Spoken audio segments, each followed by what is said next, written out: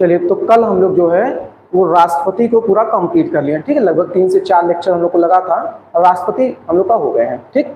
हम लोग बात कर रहे थे कार्यपालिका पर, कार्यपालिका पर ही हम लोग की बात चलेगी। लेकिन आज हम लोग किस पे बात करेंगे? हम लोग बात करेंगे उप राष्ट्रपति पर, ठीक है, वाइस प्रेसिडेंट। तो आइए बात करते हैं उप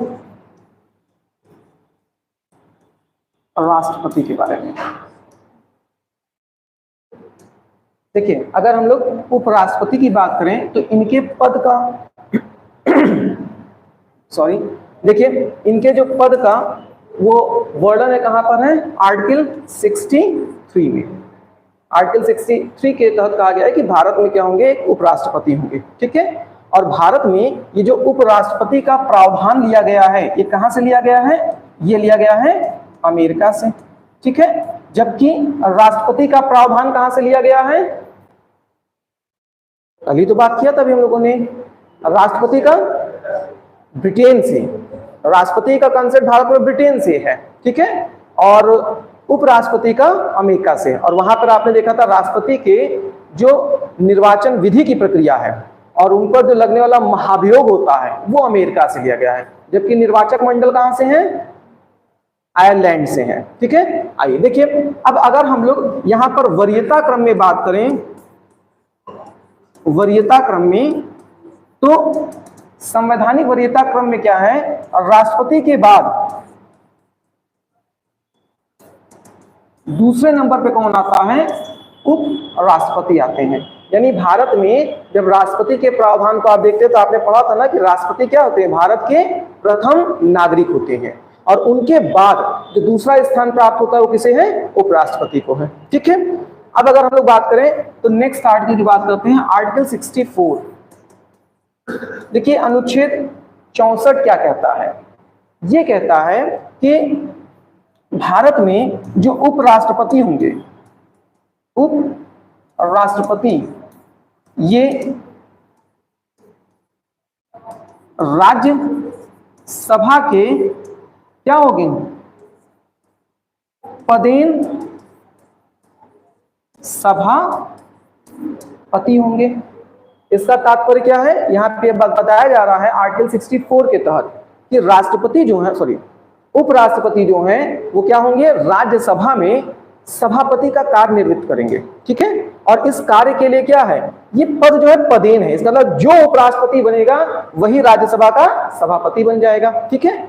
अब इस तरह से अगर हम लोग संवैधानिक प्रावधान को देखें, संवैधानिक प्रावधान को, तो आप क्या पा रहे हैं? आप पा रहे हैं कि उपराष्ट्रपति जो हैं ये कार्यपालिका के भी अंग हैं, क्योंकि कहीं ना कहीं राष्ट्रपति के बाद इनका नंबर आ रहा है। और दूसरे स्तर पर अगर हम लोग बात करें तो आर्टिकल 64 के तहत आप देख रहे हैं कि ये क्या है? ये संसद के भी अंग हो जा रहे हैं, ठीक है। लेकिन ध्यान रखिएगा, उपराष्ट्रपति जो है वो मुख्य रूप से किसके अंग माने जाते हैं? वो संसद के, क्योंकि आर्टिकल 64 ये स्पष्ट कह देता है कि जो उपराष्ट्रपति हैं उनका जो सारा कार्यभार है वो क्या है? वो सामान्य प्रक्रियाओं में संसद की कार्रवाई करना है, ठीक है। और संसद में किसकी? राज्यसभा की, ठीक है। इसके अलावा उपराष्ट्रपति, अभी हम लोग आर्टिकल 65 पर आएंगे जब हम लोग बात करेंगे किस पर? इनकी कार्य शक्तियों पर, तब बताएंगे कि राष्ट्रपति की अनुपस्थिति में उपराष्ट्रपति अधिकतम 6 माह के लिए क्या कर सकते हैं? वो राष्ट्रपति का कार्यभार संभाल सकते हैं। इसका मतलब कि अगर राष्ट्रपति का कार्यभार संभाल सकते हैं तो वो कोई विशेष स्थिति होगी। लेकिन इनको जो इनके वेतन मिलते हैं, जो पद का इनका सार्वजनिक उपयोग होता है, वो किसके लिए होता है? वो राज्यसभा के सभापति के रूप में होता है। इसलिए मुख्य रूप से उपराष्ट्रपति किसके अंग माने जाते हैं? उपराष्ट्रपति माने जाते हैं संसद के, ठीक है। इसके अलावा ध्यान रखिएगा, अगर हम लोग बात करें तो ये जो उपराष्ट्रपति होते हैं भाई वो तो है ही, लेकिन हम लोग राष्ट्रपति नहीं ना पढ़ रहे, अब तो इनको पढ़ रहे हैं। और राष्ट्रपति केवल संसद के अंग नहीं ना है, राष्ट्रपति तो कार्यपालिका, विधायिका और कहीं ना कहीं न्यायपालिका, तीनों से जुड़े प्रावधान की शक्तियां रख रहे हैं ना। तो जो चीज राष्ट्रपति है वो तो है ही, अभी तो लोग उपराष्ट्रपति देख रहे हैं, ठीक है। देखिए यहाँ पर अगर हम लोग उप राष्ट्रपति की बात करते हैं तो ये ध्यान रखिएगा किसी भी सदन के सदस्य नहीं होते हैं, किसी भी सदन के सदस्य नहीं होते हैं। सभापति जरूर है लेकिन उनकी किसी भी सदन की सदस्यता नहीं होती है, तो इस चीज को ध्यान रखेंगे। अभी आपने क्या देखा, पहला आपने देखा जो उपराष्ट्रपति हैं, उपराष्ट्रपति का जो पद है वो क्या है, वरीयता क्रम में राष्ट्रपति के बाद आता है। संवैधानिक प्रक्रियाओं में उपराष्ट्रपति कार्यपालिका के अंग तो होते हैं, लेकिन आर्टिकल 64 के तहत इनके जो मतलब सामान्य कार्यभार है वो क्या है, संसद के अंग के रूप में है। इसलिए प्राथमिकता इनको विधायिका के सदस्य या संसद के सदस्य या राज्यसभा के सदस्य के रूप में दिया जाएगा। ठीक है, आइए अब हम लोग देखते हैं जो उपराष्ट्रपति हैं, उपराष्ट्रपति इनके निर्वाचक मंडल के बारे में। निर्वाचक मंडल, तो उपराष्ट्रपति के निर्वाचक मंडल कौन होते हैं, उपराष्ट्रपति के निर्वाचक मंडल होते हैं संसद के सभी सदस्य। संसद के सभी सदस्य क्या होंगे, ये उपराष्ट्रपति के निर्वाचक मंडल होंगे। अब यहां पर दो बातें ध्यान रखना है, अगर कह दिया गया सभी सदस्य तो इसका मतलब कि मनोनीत भी, और अगर कह दिया गया संसद के सभी सदस्य तो इसका मतलब विधानसभा के सदस्य इसमें, या विधानमंडल जो राज्य प्रांतों में होता है उसके जो सदस्य होंगे उनका उपराष्ट्रपति के निर्वाचन संबंधित कोई भी अधिकार नहीं है। ठीक है, अब हम लोग बात करते हैं इनके निर्वाचन विधि की। निर्वाचन विधि, तो अगर हम लोग निर्वाचन विधि की बात करें तो इनका निर्वाचन विधि कैसा है, बिल्कुल वैसे ही जैसे कि राष्ट्रपति का होता है। तो निर्वाचन विधि में ध्यान रखिएगा, निर्वाचन विधि क्या है इनकी, राष्ट्रपति के समान है। ठीक है, इसके अलावा अगर हम लोग बात करें तो ये जो अपने पद हैं उससे यदि त्यागपत्र देना चाहते हैं, त्यागपत्र, तो किसे देंगे, ये देंगे राष्ट्रपति को। और आप जानते हैं यदि राष्ट्रपति को अपना त्यागपत्र देना होगा तो किसे देंगे, उपराष्ट्रपति को। तो ये दोनों लोग एक दूसरे को अपना त्यागपत्र दे सकते हैं। ठीक है, त्यागपत्र एक स्वेच्छा से पदमुक्त होने का प्रावधान है, लेकिन बहुत से बार यदि कोई भी संवैधानिक पदों पर बैठा या आसीन जो पदाधिकारी है वो अपने शक्तियों का दुरुपयोग कर रहा हो या असंवैधानिक प्रावधान कर रहा हो, तो ऐसी स्थिति में क्या होता है, उसको उससे पद से हटाने का भी प्रावधान है। तो ध्यान रखिएगा, उप राष्ट्रपति को यदि इनके पद से हटाने का प्रावधान होता है तो पद मुक्ति का प्रावधान क्या है, पद मुक्ति का प्रावधान ये है कि उपराष्ट्रपति को हटाने की जो प्रक्रिया होगी वो पहले कहां होगी, पहले राज्यसभा में होगी। जब राज्यसभा में इन्हें 2/3 बहुमत से हटाने का बिल प्रस्तुत हो जाता, हटाने का बिल पास हो जाता है, तो इसके पश्चात फिर प्रक्रिया कहां जाती है, लोकसभा में जाती है। ठीक है, ये चीज हमेशा ध्यान रखिएगा, उपराष्ट्रपति चूंकि राज्यसभा के सभापति हैं इसलिए उनको हटाने का जो प्रावधान होगा पहले कहां से प्रारंभ होगा, राज्यसभा से। और जिस तरह से आपने देखा था कि राष्ट्रपति को यदि उनके पदमुक्ति के तहत प्रावधान प्रारंभ किया जा रहा है तो ऐसी स्थिति में क्या होता है, उनको कितने दिन पहले सूचना देना अनिवार्य है, 14 दिन। उपराष्ट्रपति को कितने दिन पहले देंगे, सेम, कितने, 14 दिन। ठीक है, 14 दिन पहले यहाँ उपराष्ट्रपति को भी सूचना देना होता है कि आपके खिलाफ जो है पदमुक्ति का बिल या विधेयक प्रस्तुत किया जा रहा है। ठीक है, अब यहाँ पर अगली बात करें तो हम लोग बात करते हैं जो उपराष्ट्रपति होंगे उनकी योग्यता क्या होगी। उपराष्ट्रपति की योग्यता तो क्या होगी, ध्यान रखिएगा, उम्र की बात हम लोग पहले कर लें। इनकी उम्र कितनी होती है उपराष्ट्रपति बनने के लिए, 35 वर्ष। ठीक है, जो राष्ट्रपति के लिए है वही क्या है, उप राष्ट्रपति के लिए है। ठीक है, राज्यसभा के सदस्यों के लिए कितना है, 30 वर्ष है। ठीक है, लोकसभा के सदस्यों के लिए कितना है?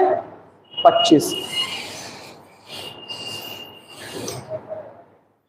तो ध्यान रखिएगा, राष्ट्रपति और उपराष्ट्रपति 35 वर्ष, राज्यसभा यानी उच्च मतलब जो चाहे आप प्रांतों के विधानमंडल की बात करें, वहां पर जो उच्च सदन होगा दोनों ही जगहों पे क्या होगा? 30 वर्ष। निम्न सदन के लिए कितना हो जाएगा? 25 वर्ष। ठीक है, आइए देखिए यहां पर, तो योग्यता 35 वर्ष। इसके अलावा जो आप जानते हैं कि लाभ के पद पर ना हो, लाभ के पद पर ना हो, भारत के नागरिक हो, पागल या दिवालिया ना हो, इस तरह की बातें तो सामान्य है। ठीक है, ये रहेंगी।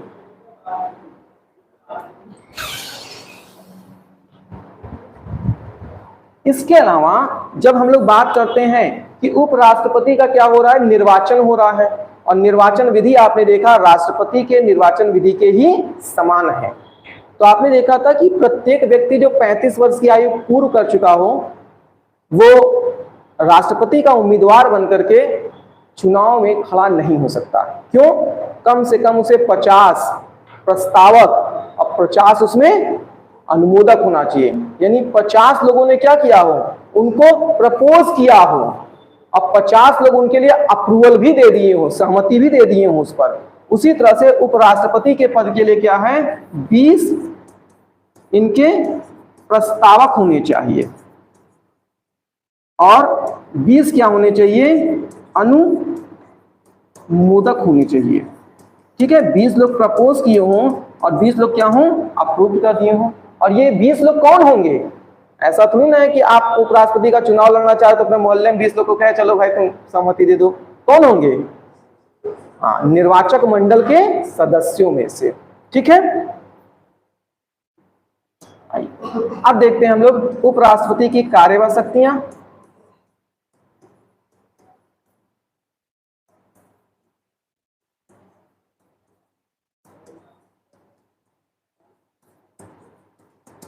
देखिए, उपराष्ट्रपति की जब कार्यवाही शक्तियों से हम बात करते हैं तो मेन इनका जो काम है वो क्या है? आर्टिकल 64, पहले 64, आर्टिकल 64 और आर्टिकल 65 से समझ लीजिए। आर्टिकल 64 क्या कहता है? ये क्या करेंगे? राज्य सभा के सभापति के रूप में कार्य करेंगे। और 65 क्या कहता है? यदि किसी वजह से राष्ट्रपति अपने पद पर उपस्थित नहीं है, कोई भी आकस्मिक या तत्कालिक कारण, चाहे उन्होंने इस्तीफा दे दिया हो या मृत्यु हो गई हो या अन्य किसी कारणों से, तो ऐसी स्थिति में उपराष्ट्रपति क्या करते हैं? वो राष्ट्रपति का कार्यकाल संभालते हैं। ठीक है, और कितने समय तक ये राष्ट्रपति बने रह सकते हैं? अधिकतम 6 माह के लिए। ठीक है, और उससे पहले पुनः राष्ट्रपति का जो निर्वाचन है वो करना अनिवार्य हो जाता है। ठीक है, तो मुख्य रूप से तो यही 2 कार्य हैं। इसके अलावा ध्यान रखिएगा, ये जो 6 माह के लिए अधिकतम राष्ट्रपति बन सकते हैं, ये थोड़ी सौभाग्य की बात है ना कि कभी किसी को नसीब हो जाए। नहीं, सामान्यतः इनका पूरा जो कार्यकाल होता है वो क्या है? एक सभापति के रूप में ही निकल जाता है। ठीक, इसीलिए मैंने बताया था इनके वेतन भत्ते ये सारे जो होते हैं वो क्या होते हैं? वो सभापति के रूप में होते हैं। अच्छा, जनरली जब मैं पढ़ाता हूँ तो बहुत से बार बच्चे क्वेश्चन कर लेते हैं कि सर तो क्या जब नया राष्ट्रपति बनेगा तो उपराष्ट्रपति जो डिसीजन लिए थे उसको मान्यता मिलेगी कि वो आएगा और कहेगा कि अब हम अपना चलाएंगे? तो क्या लगता है, अगर उपराष्ट्रपति किसी आकस्मिक परिस्थितियों में राष्ट्रपति के पद पर है और उसको किसी निर्णय की आवश्यकता पड़ती है, निर्णय लेता है, तो उसके द्वारा निर्णय लिए गए आगे कंटिन्यू करेंगे या नया राष्ट्रपति उसको फिर चेंज कर देगा? जब आप किसी को किसी के प्रतिष्ठित पद पर बैठा दे रहे हैं, जो मैं टीचर नहीं हूं, जो स्टेज पे आके खड़ा होकर के आपको पढ़ाना शुरू कर दिया वही टीचर हो गया। बात में आ रहा है ना? इसलिए कोई व्यक्ति राष्ट्रपति नहीं है, राष्ट्रपति अपने आप में एक पद है। जो उस कुर्सी पर बैठ गया, जो उसकी शक्ति प्राप्त कर लिया, उसी के हस्ताक्षर सर्वमान्य हो जाते हैं। ठीक है, कौन व्यक्ति है कौन नहीं इससे फर्क नहीं पड़ता है। ठीक है, तो उसी तरह से जब कोई किसी को राष्ट्रपति आप बना रहे हैं तो ऑब्वियस सी बात है कि जब वो निर्णय ले रहा है तो एक व्यक्ति की हैसियत से नहीं और राष्ट्रपति की हैसियत से ले रहा है। ठीक है, कि जो चीजें पढ़े हुए हैं वो चीजें तो रहेंगी ही। मंत्री परिषद के उपराष्ट्रपति रहा ही कहां, जब कार्य तो वो राष्ट्रपति के रूप में कर रहा है ना, तो राष्ट्रपति, अगर मान लेते हैं जब कोई राष्ट्रपति नहीं है, उपराष्ट्रपति जाकर कार्य कर रहा है, तो उपराष्ट्रपति कौन है? राष्ट्रपति हुआ कि नहीं हुआ? अब वो उपराष्ट्रपति कहां रह गया? यही तो मैंने कहा कि व्यक्ति मत पहचानिए, वहां पर उसके पद को पहचाने, तो राष्ट्रपति हो गया। तो जो राष्ट्रपति का प्रावधान है कि मंत्री परिषद के सलाह पर करेंगे या कुछ स्थानों पर स्वव्यय की शक्ति कर सकते हैं, वो सब तो रहेगा ही रहेगा। ठीक है, ठीक है, ये सुने।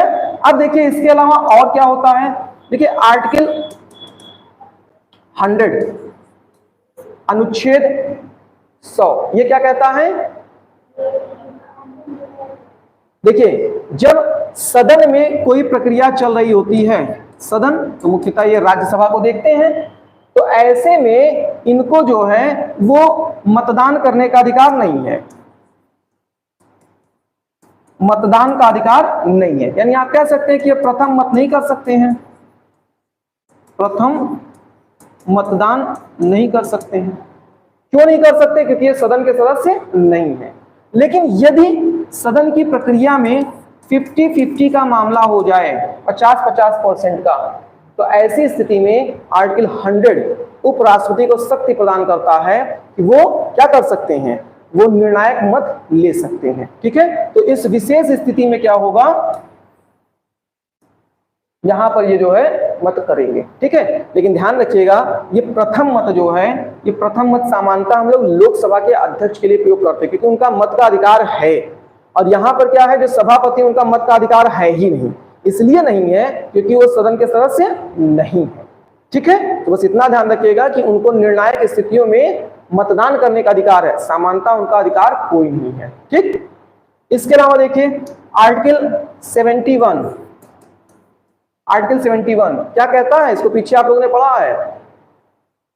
आर्टिकल 71 सही भाई, सही है।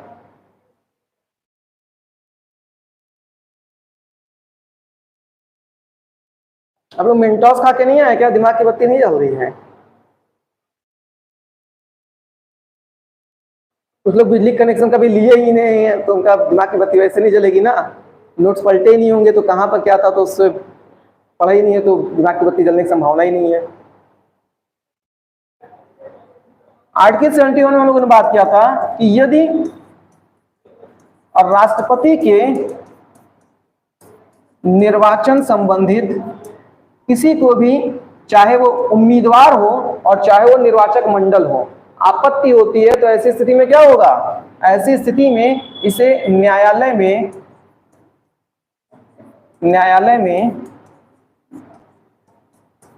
चुनौती दी जा सकती है। ठीक है, तो ध्यान रखिएगा ये सेम चीज क्या है, 71 में केवल राष्ट्रपति नहीं, राष्ट्रपति व उप राष्ट्रपति दोनों के लिए प्रावधान है कि राष्ट्रपति या उपराष्ट्रपति के निर्वाचन में यदि किसी प्रकार की आपत्ति दर्ज होती है तो उसे न्यायालय में चुनौती दिया जा सकता है। अधिकतम क्या समय सीमा निर्धारित की गई थी? चुनाव परिणाम के 30 दिनों के भीतर। ठीक है, आइए अब यही आर्टिकल 71 देखें तो एक आर्टिकल 70 भी देख लीजिए, ये राष्ट्रपति से जुड़ा है। आर्टिकल 70 क्या कहता है? आर्टिकल 70 संसद को अधिकार देता है कि संसद आकस्मिक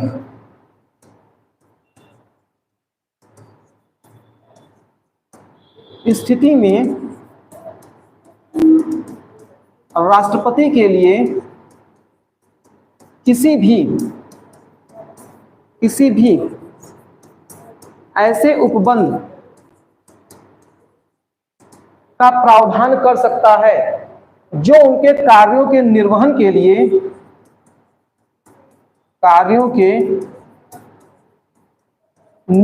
लिए उचित समझे। इसका मतलब क्या है? आर्टिकल 70 जो है ये संसद को शक्ति देता है कि किसी भी आकस्मिक स्थिति में यदि हम राष्ट्रपति से जुड़ी किसी शक्ति को मतलब बढ़ाना चाहते हैं या कोई शक्ति उसको सृजित करना चाहते हैं, और कैसी शक्ति जिसका उल्लेख संविधान में नहीं है, तो उस शक्ति को भी क्या है, संसद को अधिकार है कि विधि बना करके वो राष्ट्रपति को दे सकते हैं। ठीक है, इसीलिए चीज क्या कह रहा है कि संसद को आकस्मिक परिस्थितियों में राष्ट्रपति को ऐसे किसी भी कार्यों के निर्वहन के लिए जिसके लिए उसको उचित समझे कोई उपबंध तैयार कर सकते हैं। ठीक है, तो इतनी चीजें आप लोगों को क्या करना है, उपराष्ट्रपति के बारे में ध्यान रखना है। पहला आपने देखा कि उपराष्ट्रपति के पद का वर्णन कहां है, आर्टिकल 63 में है। आर्टिकल 64 क्या बताता है कि ये राज्यसभा के पदेन सभापति होंगे। आर्टिकल 65 क्या बताता है, आर्टिकल 65 क्या बताता है, राष्ट्रपति की अनुपस्थिति में अधिकतम 6 माह के लिए उपराष्ट्रपति कार्यकाल को संभाल सकते हैं। ठीक है, उपराष्ट्रपति अपना त्यागपत्र किसको देते हैं, राष्ट्रपति को। उपराष्ट्रपति को पदमुक्ति के संबंधित प्रावधान में जो प्रक्रियाएं चलती हैं वो संसद के किस सदन से प्रारंभ होगा, राज्यसभा से। उपराष्ट्रपति को पदमुक्ति से लिए कितने दिनों पहले सूचित करना अनिवार्य है, 14 दिन पहले। ठीक है, उपराष्ट्रपति के पद के लिए अनिवार्य योग्यता क्या है, 35 वर्ष आयु और 20 प्रस्तावक और 20 अनुमोदक। ठीक है, इतनी चीज ध्यान रखिएगा। उपराष्ट्रपति के निर्वाचन संबंधित किसी भी प्रकार के संशय की स्थिति में किस आर्टिकल के तहत न्यायालय में चुनौती दी जा सकती है, 71 के तहत। ठीक है, आइए अब हम लोग बात करते हैं मंत्रिपरिषद के बारे में।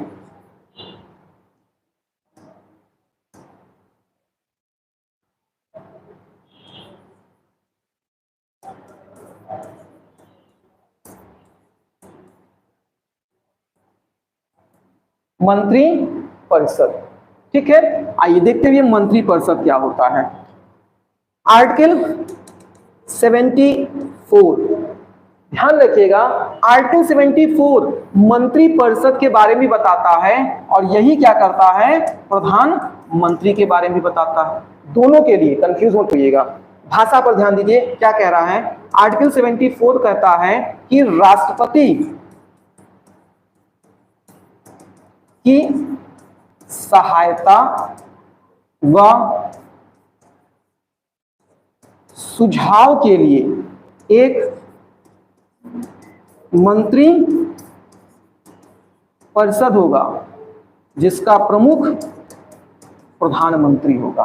तो दोनों बात यहां पे कहा कि नहीं कहा, एक तरफ मंत्रिपरिषद की बात भी कह दे रहा है और दूसरी तरफ क्या कह रहे हैं, दूसरी तरफ यहाँ पर प्रधानमंत्री होंगे प्रमुख के रूप में, यानी ये प्रधानमंत्री के पद का भी सृजन यहीं पर कर दे रहे हैं। ठीक है, अब ध्यान रखिएगा, यहीं से ये पॉइंट बार बार निकलता है आर्टिकल 74 से ही कि राष्ट्रपति कोई भी जो कार्य करते हैं तो वो क्या होता है, मंत्रिपरिषद की सलाह पर करते हैं, उन्हीं के सुझाव पर करते हैं।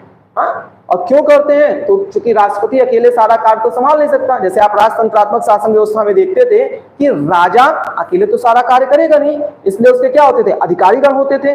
अंतर क्या है, राजतंत्रात्मक व्यवस्था में राजा जो है अपने अधिकारियों या सलाहकारी परिषद, जिसे मंत्रिपरिषद कह रहे हैं, द्वारा दिए गए निर्णय या सुझाव को मानने के लिए बाध्य नहीं था। वहां पर राजा स्वतंत्र था अपना निर्णय लेने के लिए। यहां पर क्या है, राष्ट्रपति को बाध्य कर दिया गया है। ठीक है, और आपने देखा था कि ये मूल संविधान में था कि राष्ट्रपति मंत्रिपरिषद के सलाह पर किसी कार्य को करेंगे, लेकिन फिर 42वां संविधान संशोधन हो गया और क्या कहा गया, राष्ट्रपति मंत्रिपरिषद की सलाह पर ही कार्य करेंगे। हुआ कि नहीं हुआ? और फिर उसके बाद कौन सा संविधान संशोधन हो गया जिसे परिवर्तन किया गया, 44वां। और क्या कहा गया उसमें, क्या कहा गया, मंत्रिपरिषद की सलाह पर कार्य करेंगे। लेकिन को भी तो पकड़िए बीच में, लेकिन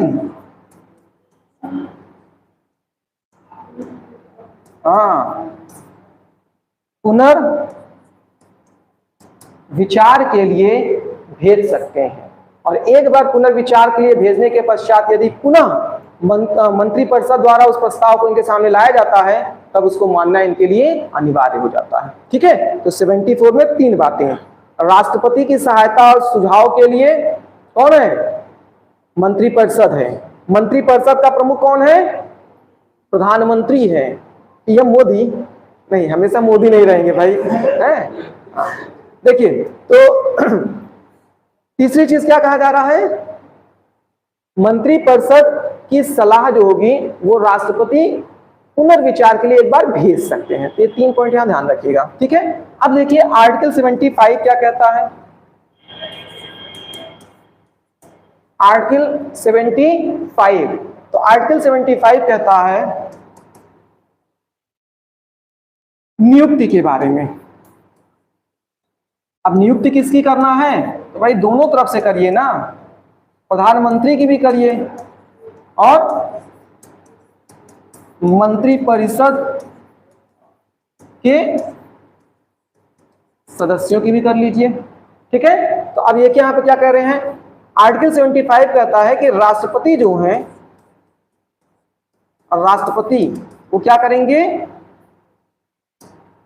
प्रधानमंत्री की नियुक्ति करेंगे। नियुक्ति किसकी सलाह पर? बहुमत दल के सदस्यों की सलाह पर, यानी जिस दल की सरकार बनने जा रही होगी उस दल के जो सदस्य होंगे उनकी सलाह पर। ठीक है, और फिर क्या होगा? फिर यही राष्ट्रपति क्या करेंगे? अब चूंकि प्रधानमंत्री की नियुक्ति कर दिए हैं तो प्रधानमंत्री की सलाह पर क्या करेंगे? मंत्रिपरिषद के सदस्यों की नियुक्ति करेंगे। मंत्रिपरिषद के सदस्यों की नियुक्ति करेंगे। ठीक है, तो अब हम लोग को देखना है मंत्रिपरिषद। यहां हम लोग देखेंगे मंत्रिपरिषद क्या होता है, फिर हम लोग देखेंगे मंत्रिमंडल क्या होता है। ठीक है, देखिए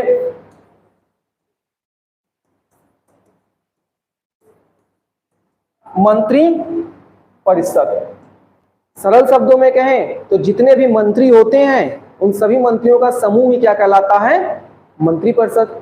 और उनके प्रमुख के रूप में प्रधानमंत्री होते हैं। इसका मतलब क्या हो गया? जब हम मंत्रिपरिषद की बात करेंगे तो इसमें कौन होगा? इसमें होंगे प्रधानमंत्री और प्लस समस्त मंत्री। होंगे कि नहीं होंगे? इन्हीं को मिलाकर के हम क्या कह देते हैं? हम कह देते हैं मंत्रिपरिषद। ठीक है, अब दूसरा सवाल ये उठता है कि जैसे कोई एक सरकार बन रही है तो किसी सरकार में देखिए मंत्री तो सबको बनना है, इसीलिए आप देखते हैं कि भारत में न जाने कितने प्रकार के मंत्रालय निकल चले आए हैं। खरपतवार मंत्रालय, कचरा उठाओ मंत्रालय, गंदगी भगाओ मंत्रालय, गरीबी हटाओ मंत्रालय, मतलब बस चले तो उतने शब्द कम पड़ जाए जितना मंत्रालय बांट दिया जाए। 543 सदस्यों में से बहुमत जो प्राप्त कर रहा है, पता चला उसके 275 सदस्य, तो सबको मंत्रालय दे दिया जाए, खुश रहो उसी में। तो ऐसे तो काम नहीं ना चलेगा।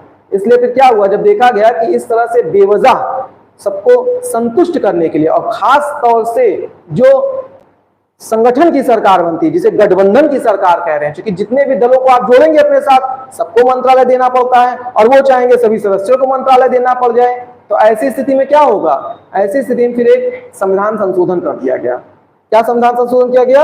एक कर दिया गया 91वां संविधान संशोधन। कब? 2003 में। और क्या प्रावधान लाया गया? लाया गया कि ये जो मंत्री हैं इनकी संख्या अधिकतर कितनी होगी? सदन की 15%। क्योंकि हम लोग संघीय ढांचे को पढ़ रहे हैं, इसका मतलब यहाँ पर लोकसभा की बात करेंगे तो लोकसभा में जो कुल सदस्यों की संख्या है उन कुल सदस्यों की संख्या का अधिकतम 15%, यानी 543 का 15%, ये क्या होगा? मंत्रियों की अधिकतम संख्या हो सकती है। ठीक है, और अब ये जो मंत्री हैं इनको हम लोग बांटते हैं। ठीक है, मंत्रियों को बांटते हैं। तो देखिए जो मंत्रालय होता है इसमें क्या होता है? इसमें एक होता है कैबिनेट मंत्री। कैबिनेट मंत्री होते हैं। ठीक है, कैबिनेट मंत्री अगर आप देखेंगे तो ये क्या होते हैं? सबसे बड़े मंत्री होते हैं और इनके अधीन, मतलब जो मंत्रालय होता है वो सबसे बड़ा मंत्रालय होता है। तो कैबिनेट मंत्री को हम लोग मानते हैं ये क्या है, ये वरिष्ठ लोगों का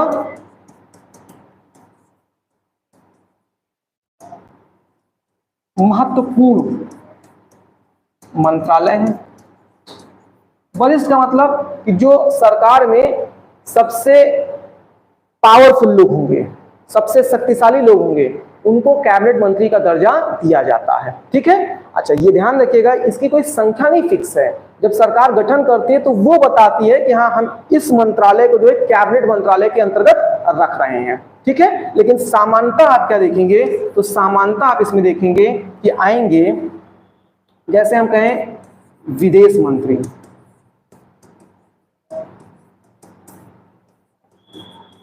गृह मंत्री, इनको पहले क्रम में रख लिए तो ज्यादा अच्छा होता, पर कोई बात नहीं। ठीक है, देखिए विदेश मंत्री, गृह मंत्री, रक्षा मंत्री,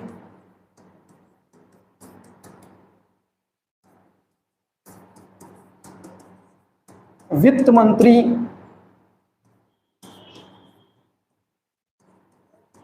रेल मंत्री, सामान्यतः ये जो मंत्रालय हैं वो किसमें आते हैं, कैबिनेट मंत्रालय में आते हैं। ठीक है, या कैबिनेट मिनिस्ट्री से कह लीजिए, कैबिनेट मंत्री इसमें होते हैं। ठीक है, तो पहला आप देख रहे हैं जो मंत्रियों का वर्गीकरण हम लोग कर रहे हैं, तो पहला हो गए कैबिनेट मंत्री। दूसरे कौन होते हैं, दूसरे होते हैं राज्य मंत्री।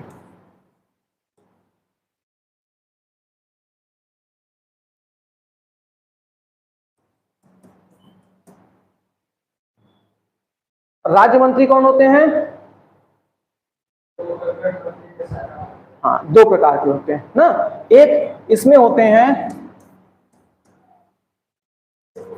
राज्य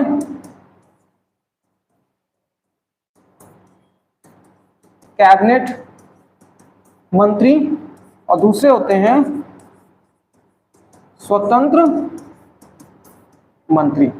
ठीक है, कौन कौन से हो गए, राज्य कैबिनेट मंत्री का मतलब क्या हो गया कि चूंकि आप देखेंगे कि जो कैबिनेट मंत्रालय होता है वो बहुत बड़ा होता है, और इतने बड़े पद को जो है फिर संभाल पाना, किसी मतलब इतने बड़े विभाग को संभाल पाना किसी एक व्यक्ति के लिए थोड़ा मुश्किल हो जाता है, इसलिए उसके कार्यभार को कुछ छोटे छोटे मंत्रियों के तहत क्या किया जाता है, बांट दिया जाता है। ठीक है, और इसके अलावा क्या है, स्वतंत्र मंत्री है, तो इसका तात्पर्य क्या हो जाएगा कि जो राज्य मंत्री हैं, अब यहाँ पे क्या निकल के आएगा, जो राज्य मंत्री हैं उसमें मतलब इनको अलग से प्रावधान दिया जाएगा, इनके जो विभाग होंगे वो कैबिनेट मंत्री के दर्जे में नहीं आएंगे। राज्य मंत्री हैं ये कौन हो रहे हैं, राज्य मंत्री जो होंगे वो दो स्तर पे होंगे, एक कैबिनेट मंत्री होंगे और दूसरे स्वतंत्र मंत्री होंगे।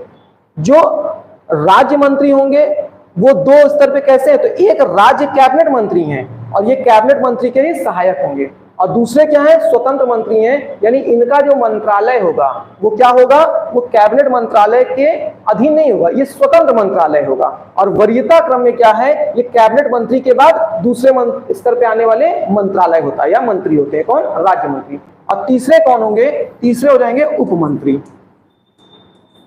उप मंत्री। ठीक है, उप मंत्री कौन होते हैं, तो इनका काम होता है मुख्यतः प्रशासनिक कार्य देखना, प्रशासनिक व विभागीय कार्य देखना। बात समझ आ रहा है, इसका मतलब क्या है, कैबिनेट मंत्री सबसे बड़े मंत्री हो गए, उसके बाद मंत्री कौन होंगे, राज्य मंत्री। फर्क नहीं पड़ता कि वो राज्य कैबिनेट मंत्री है या राज्य स्वतंत्र मंत्री हैं, दोनों वरीयता क्रम में एक स्थान पे आएंगे। हाँ, कार्य शैली जो होगी, कार्य प्रणाली होगी उनकी भिन्न भिन्न होगी, ये कैबिनेट मंत्री के अधीन होकर काम करेंगे और ये स्वतंत्र हैं, इनके ऊपर कोई नहीं है। ठीक है, और फिर क्या है, उप मंत्री हैं जो प्रशासनिक और विभागीय कार्य देखते हैं, इसका मतलब इनके कार्य का स्तर जो होता है वो थोड़ा सा और वरीयता क्रम में नीचे आ जाता है।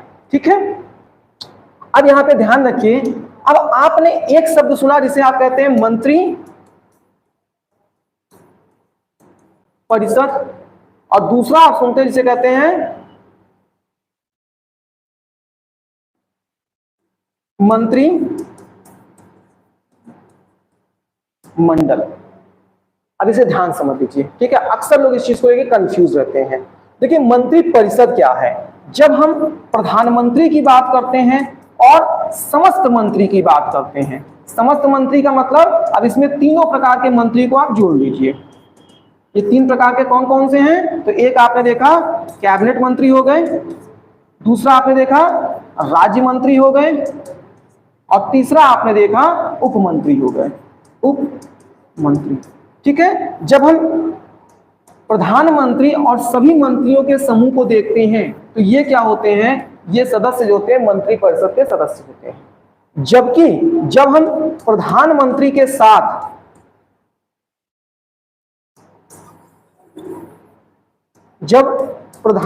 के साथ केवल कैबिनेट मंत्री को जोड़ा जाता है तो ये क्या होते हैं? ये होते हैं मंत्रिमंडल।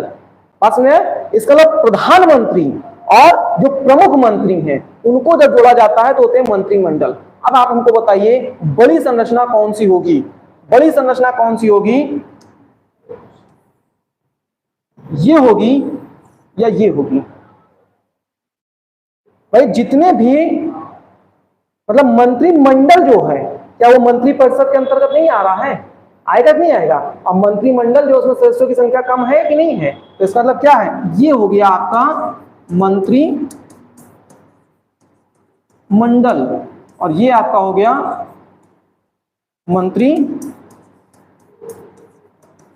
हो जाएगा। ठीक है, अब यहां पे ध्यान रखिएगा इस चीज को।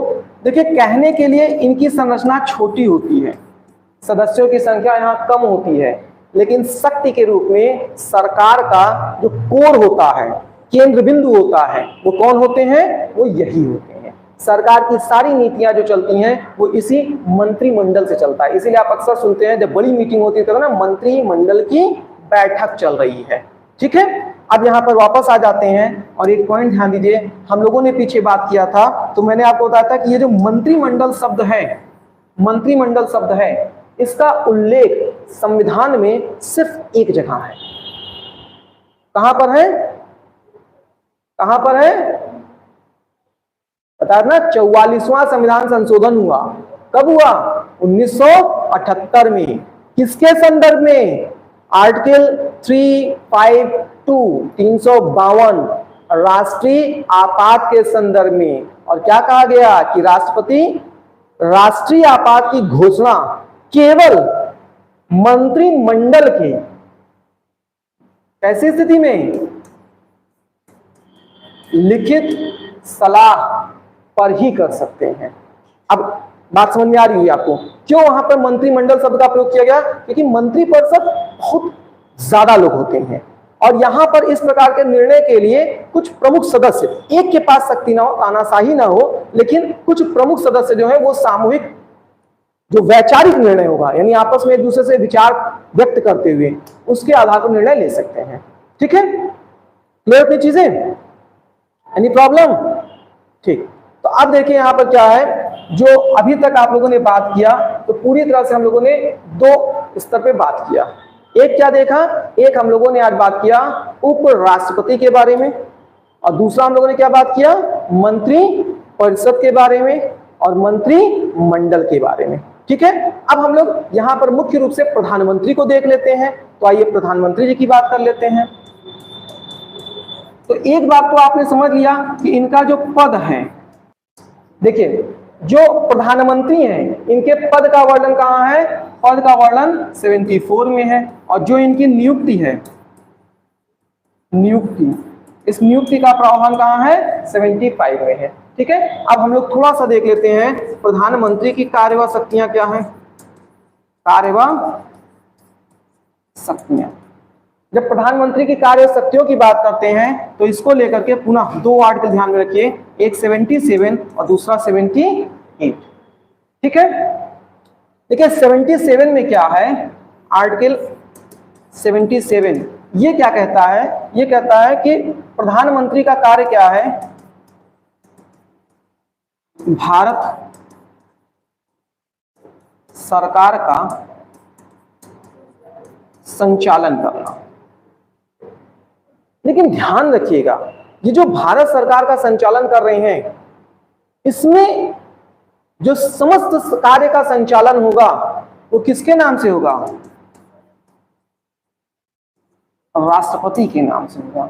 इसका मतलब क्या है कि यही 77 स्पष्ट कर देता है कि प्रधानमंत्री का मुख्य कार्य जो संघीय सरकार है या भारत सरकार है उसका संचालन करना है, और भारत सरकार के जो समस्त कार्य होते हैं वो राष्ट्रपति के नाम से संचालित होते हैं। ठीक, तो अब अगर आप किसी भी प्रकार की राजनीतिक गतिविधियों को समझते हैं तो प्रधानमंत्री द्वारा किया गया कोई भी कार्य जो होता है वो क्या हो जाएगा, उनकी कार्य शक्तियों के अंतर्गत आएगा। अब चाहे नीति निर्माण करे, चाहे जन कल्याण का काम करे, चाहे विकास का काम करे, योजनाएं बनाए, सब भारत सरकार के संचालन के अंतर्गत ही आएगा।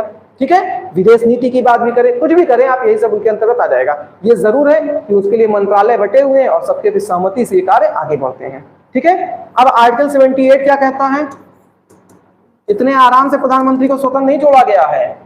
आर्टिकल 78 कहता है कि ये प्रधानमंत्री का दायित्व बनता है कि भारत सरकार के जो कार्यों का संचालन हो रहा है उसको समय समय पर क्या करें, राष्ट्रपति को अवगत कराते रहें। इसका मतलब जो भी कार्य चल रहा है उस पर राष्ट्रपति को सूचना देना या राष्ट्रपति को उसकी जानकारी देना, ये क्या है, आर्टिकल 78 के तहत राष्ट्रपति का अधिकार हो जा रहा है। ठीक है, तो दो कार्य शक्तियों में 77 क्या कहता है, प्रधानमंत्री भारत सरकार का संचालन करेंगे लेकिन समस्त कार्य भारत सरकार के राष्ट्रपति के नाम से किए जाएंगे। 78 में क्या है, तो 78 बताता है प्रधानमंत्री की जिम्मेदारी है या प्रधानमंत्री की कार्य है कि वो समय समय पर होने वाले कार्यों को राष्ट्रपति को अवगत कराते रहे। क्लियर है? अब एक कार्य और देख लीजिए, एक क्या दो देख लीजिए। एक देखिए, हम लोगों ने पढ़ा था अंतर राज्यीय परिषद के बारे में, पढ़ा था, किस आर्टिकल के तहत था?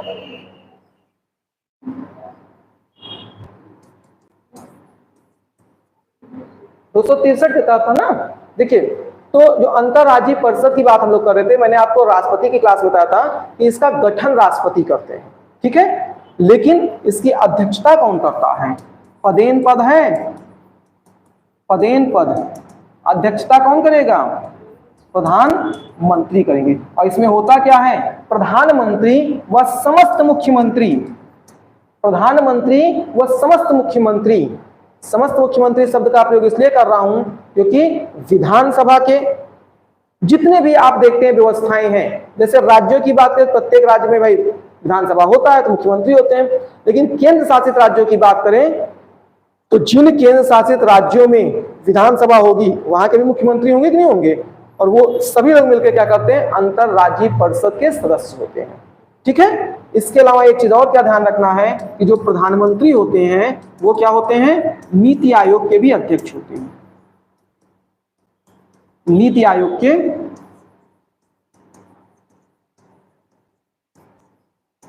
अध्यक्ष होते हैं। Is that clear?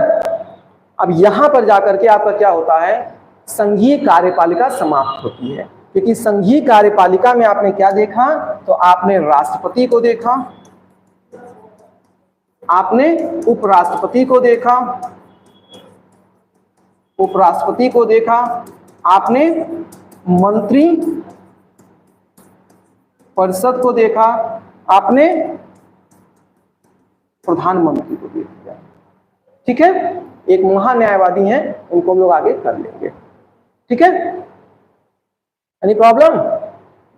तो कल जो है थोड़ा सा महान्यायवादी का पद है उसको पढ़ा देंगे, लगभग 10 मिनट लगेगा, और उसके बाद फिर हम लोग कहाँ पहुंच जाएंगे, हम लोग देखिए विधायिका कर लिए, कार्यपालिका कर लिए, फिर हम लोग प्रवेश कर जाएंगे न्यायपालिका में। तब हम लोग सुप्रीम कोर्ट और उससे संबंधित प्रावधानों पर चर्चा करेंगे। ठीक है, किसी कुछ पूछना है, कोई डाउट नहीं?